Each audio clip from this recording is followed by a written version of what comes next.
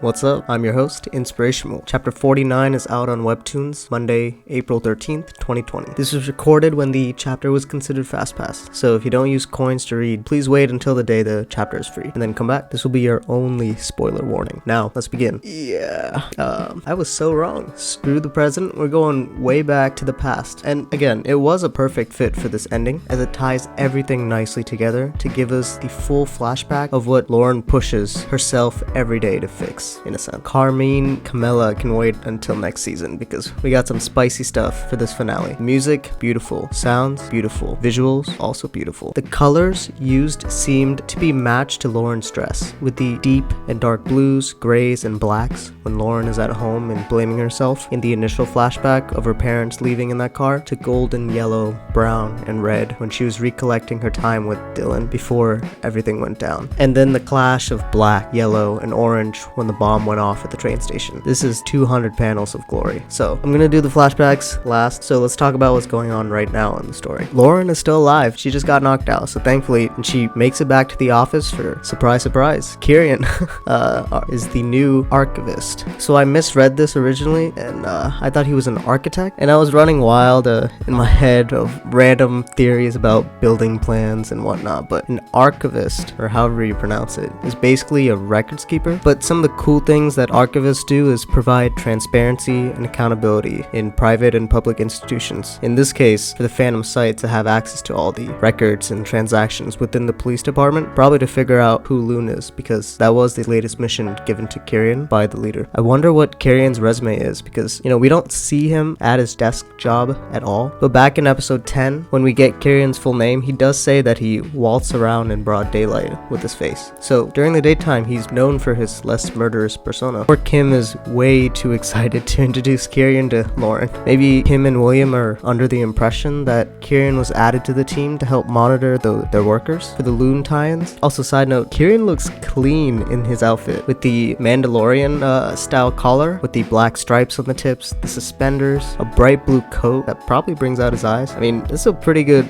I would rock it if I could. The look with the fake glasses and all. Also, his hair is gelled back, and probably some pomade to push it off to the sides. The last panel of the shots of Lauren and Kieran side by side, with Lauren and her messy attire compared to Kieran, as she doesn't have her tie all the way up or her top button, makes for a pretty good promo pic for next season, right? Alright, let's get to the meat of the chapter, the flashbacks. So it looks like the four-fingered driver was probably part of the Phantom site. Her parents were staged to die anyways, and it wasn't an accident like Lauren had thought for these past 10 years, because of the info she learned from the alleyway interrogation with Sake, and she learned that it was a planned hit. I don't know if we ever got a date of when her parents left, but from November 13th, the day before the bombing, to November 26th, when the article at the end of the chapter says that the Sinclairs and their drivers, probably bodies, were found in an accident. So maybe Sake turned on the driver after the bombing, but that's still a lot of days not accounted for her parents. So I wonder if we'll probably find out eventually. Who was the one that kills her parents? Is it the leader? Is it the driver? Sake? Her uncle? Maybe? Maybe we don't know. Parents' deaths wasn't what keeps her at night, because she believed there was really nothing that she could do. But what keeps her pushing forward to figure out what happened is in the train bombing, where her friend Dylan went missing.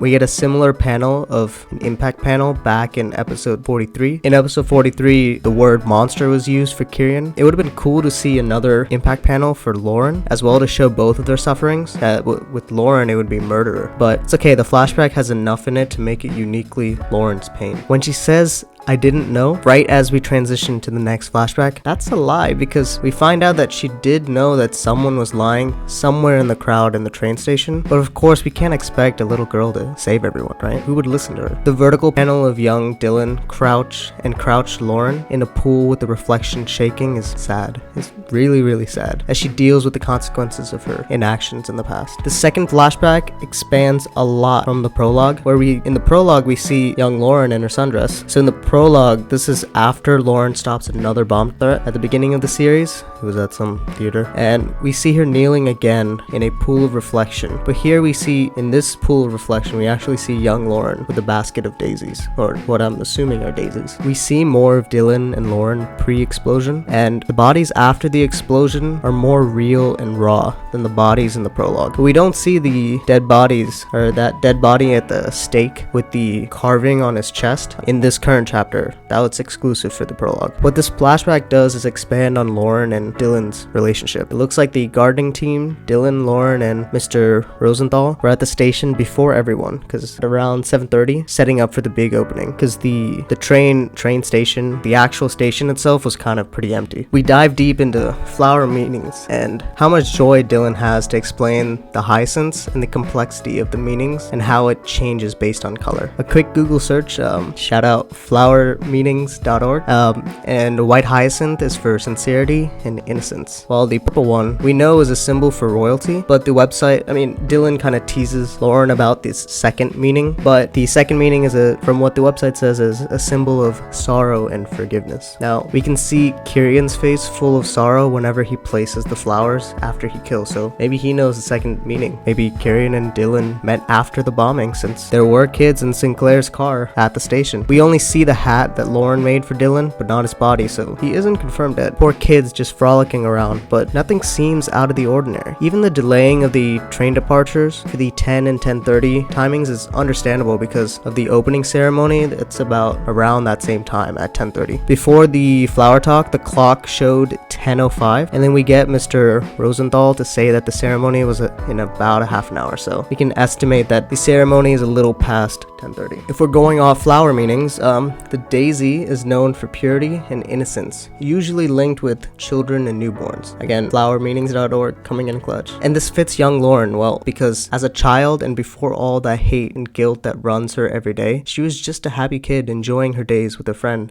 Maybe crush. Since sometimes these gentle flowers actually represent true love or soulmates. But that all comes crashing down when a car that looks just like Sinclair's car almost runs him over as it heads towards the station. Again, we didn't see the license plate, and I want to say that type of car is pretty generic, so there's no way to know it's Sinclair's car without knowing the license plate. The daisy crown is completely ruined, and the only reason Dylan is dead and Lauren is alive is because of her sprained ankle. This is the core of the flashback, I think, where Lauren says that she will be an officer so that her and Dylan can both save lives, which is sad because that is what the foundation of her training and her pain come from. Lauren knew something was up, but I feel like it's pretty general and regular to hear people lie. I think what was off was the magnitude of those lies that she heard that day. No one is going around just to say that this will be the greatest or the brightest years to come and lie about it. But how could she know how big of an impact that would be, right? No one could predict a bombing. And I don't think she could have saved Dylan.